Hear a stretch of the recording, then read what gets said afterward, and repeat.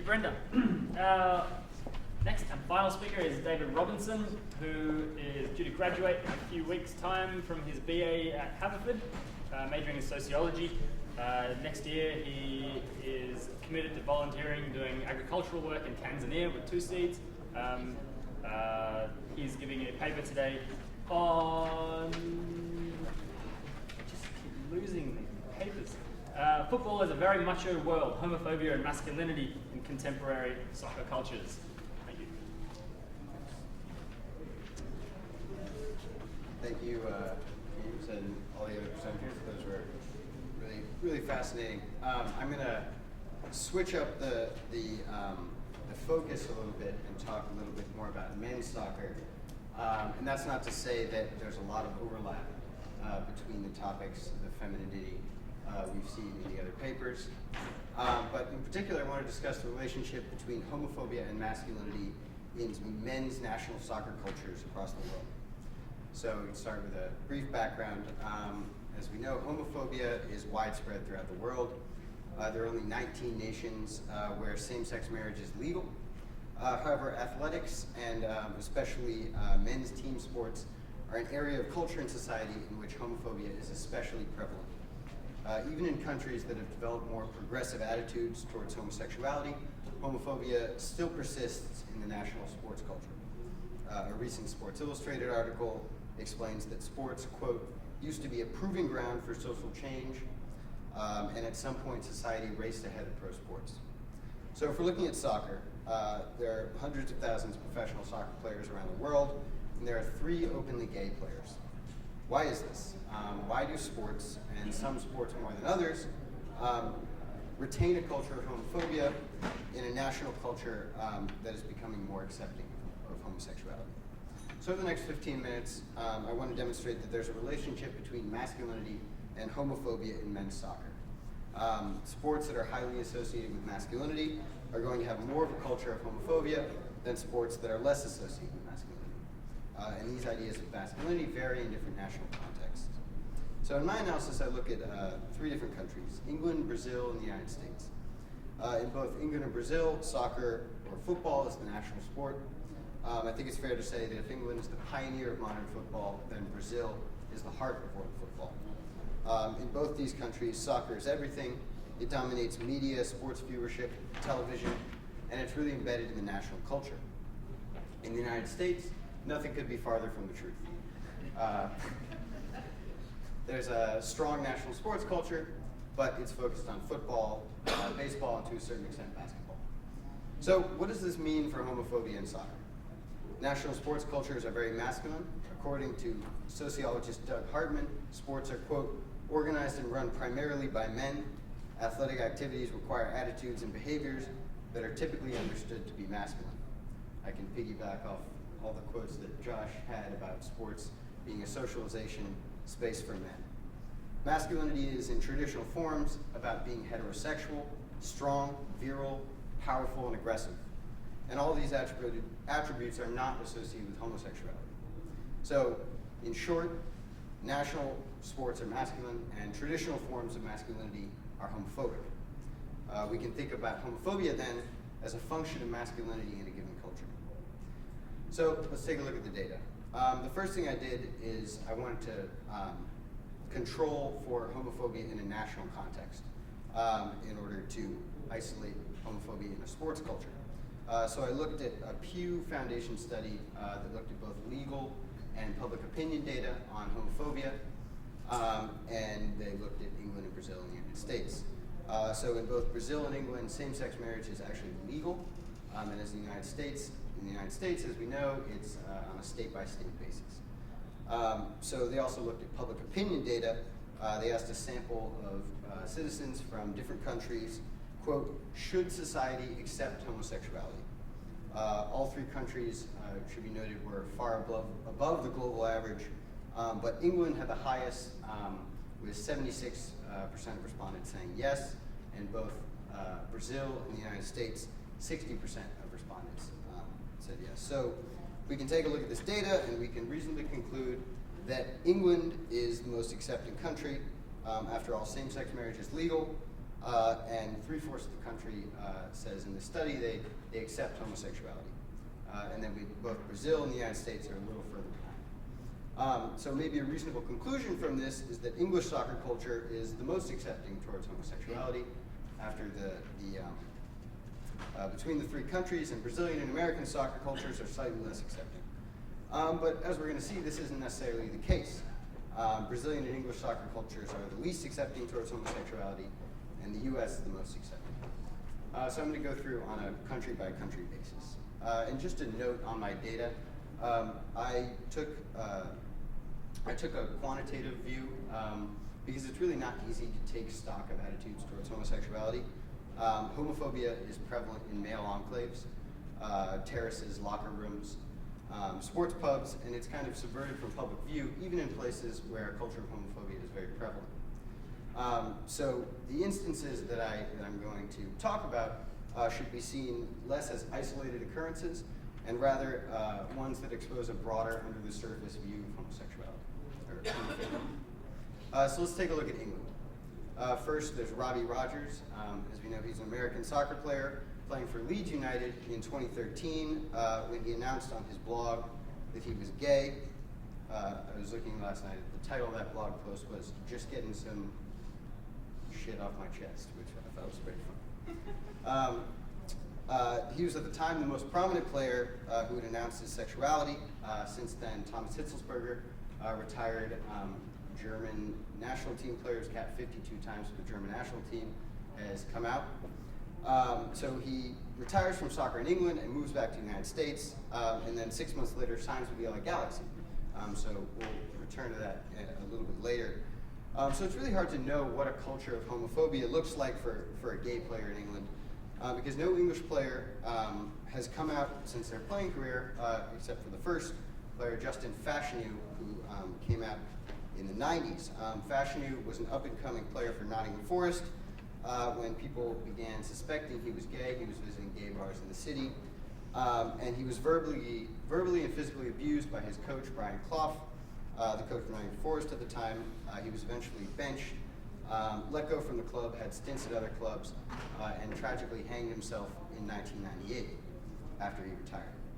So Fashanu's experience sheds tremendous light on the culture of English soccer 25 years ago, and it's important to point him out, but I didn't factor him into my analysis because attitudes towards homosexuality have been proven to have advanced since the 90s.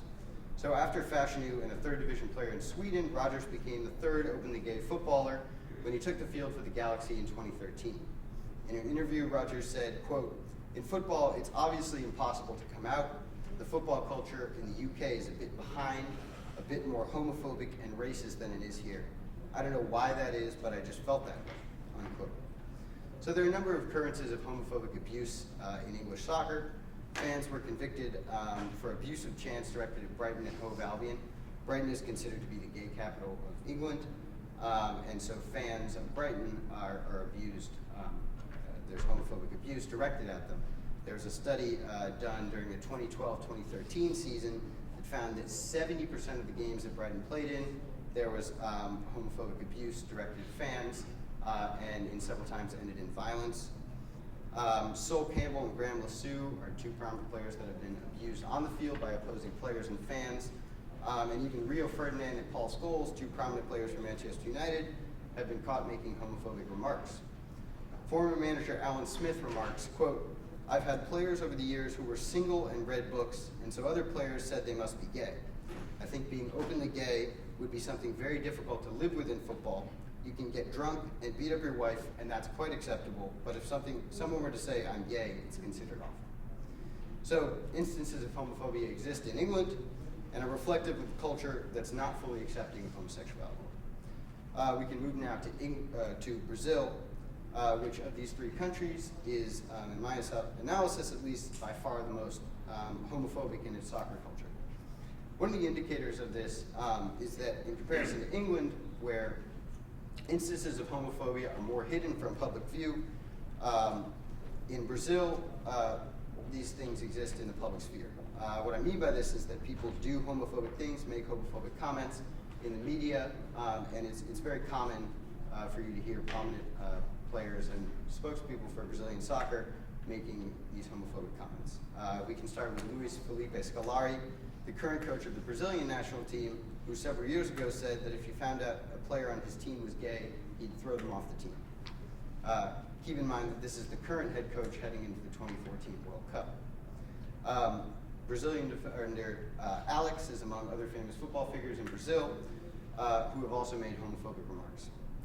I think one of the instances that brought this issue to the surface in Brazil occurred last year when a Brazilian player, Emerson Sheep, who plays for Corinthians, posted a picture on his Instagram account of himself kissing a close male friend. The picture caused tremendous backlash among the Brazilian public and especially among Corinthians fans. The following day, fans held a protest outside the club's training ground, claiming that the picture had ruined the image of the club. The banners they held read, quote, "This is a place for men," quote, "Go and kiss a woman," quote, "and we don't accept homosexuals." In an interview during one of the protests, a fan says, quote, "Who likes a scene like that? It looks bad for the image of Corinthians followers. I won't accept that my son grows up seeing a Corinthians player kissing another man's mouth. What will he think? Whoever plays for Corinthians has to be a man." So these comments provide strong evidence linking homophobia and masculinity in Brazilian football. For these Brazilian fans, being homosexual was antithetical to maleness and what it means to be a man. In the aftermath of this Instagram controversy, Sheik said in an interview that, quote, "Football is a very macho world."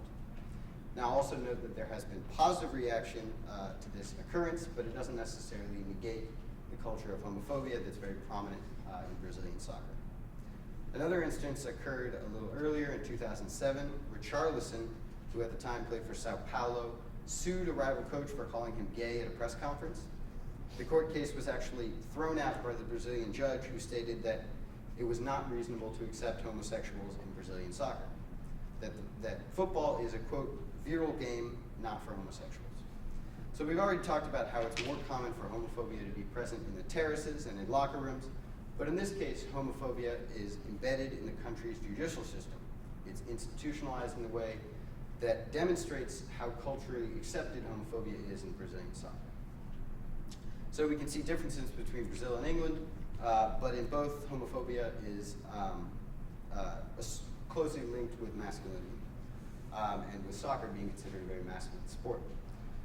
So the final case, let's move to the United States. The key here is that soccer in the United States is not the national sport, as we know. It's very much marginalized behind football, basketball, and baseball. So as I discussed earlier, Robbie Rogers joined the LA Galaxy in 2013 and has been playing for them since. He's the first openly gay athlete to play for a professional team in the United States. I did a lot of research scouring the web for the reactions to Rogers' introduction, and I couldn't find anything negative, in contrast to all these negative comments we've seen in Brazil and England. His teammates, his national teammates, rallied around him on Twitter. Iguchi Onyewu says, quote, "Extremely proud of the courage from Robbie Rogers." Eddie Pope says, "Brave men like you will make it so that one day there's no need for an announcement. That day can't arrive soon enough." So rather than being abused, Rogers is actually being celebrated in the United States. His coming out has made him a celebrity in LA. He's been on the cover of several major magazines, and he's even introduced his own clothing line. So based on the Rogers case, one might conclude the United States is much more accepting of homosexuality than Brazil and England. But we already saw, based on the Pew study, that this is not necessarily the case in public attitudes. Similar to soccer in England and Brazil, the major sports in the United States, especially football, have a strong culture of homophobia. That being said, basketball has recently been making large strides. I don't know if you guys saw, the first NCAA Division I basketball player came out yesterday. And Jason Collins, who plays down the street for the Brooklyn Nets, is also openly gay. In the NFL, however, there have been many instances of homophobia, including comments from prominent NFL players and spokespeople. Most famously, there was a scandal several years ago where NFL draft recruits admitted that in their draft interviews, NFL coaches asked them whether they were gay and whether they liked women, suggesting that being heterosexual is a criterion for recruiting players in the NFL. These major American sports, and especially football, are highly associated with masculinity, and there can be connections made between the masculine norms in American football and the masculine norms for soccer in Brazil and England. As a national sport, it's a space for masculinity, and on the other hand, soccer is not masculinized in the United States. So I want to end by talking a little bit about the future. Attitudes towards homosexuality in the world in general are showing signs of liberalizing, and this trend is being mirrored in world soccer. A study done by 2 English sociologists found that 93% of English fans surveyed anonymously would respond positively to openly gay players. Moreover, the rhetoric around the issue of homophobia in soccer, and even in football and basketball, points towards the world being on the cusp of becoming more inclusive. More and more players are coming out, and more people are showing support for these players. In my opinion, in order for soccer to become a more inclusive space for homosexuality, there needs to be a decoupling of masculinity and heterosexuality. Physical, aggressive sports will always be associated with masculinity. What needs to change is how we view masculinity. Can masculinity mean more than heterosexuality? And can these masculine norms of power and aggression be applied to homosexual players? I think it'll be interesting to see what impact openly gay players are going to have on sports culture in the next 10 years. I think based on these players coming out more and more recently, I think there's evidence that we're on the brink of truly challenging this norm, and I think the next couple of years will kind of be a test.